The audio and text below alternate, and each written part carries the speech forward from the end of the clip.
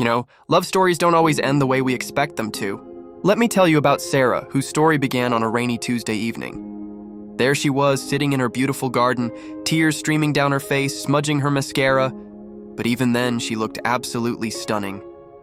Sarah and David had built their life together in this perfect little house with the white picket fence. The garden was her sanctuary, filled with roses she'd planted when they first moved in 5 years ago.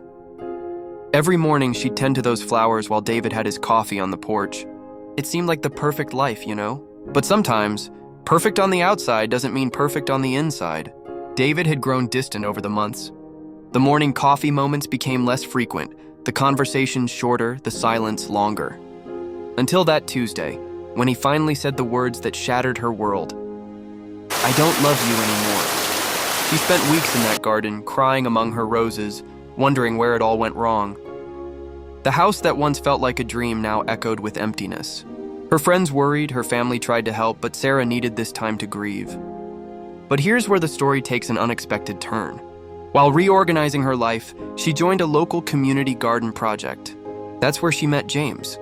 He wasn't trying to fix her or rush her healing. He just shared her love for growing beautiful things.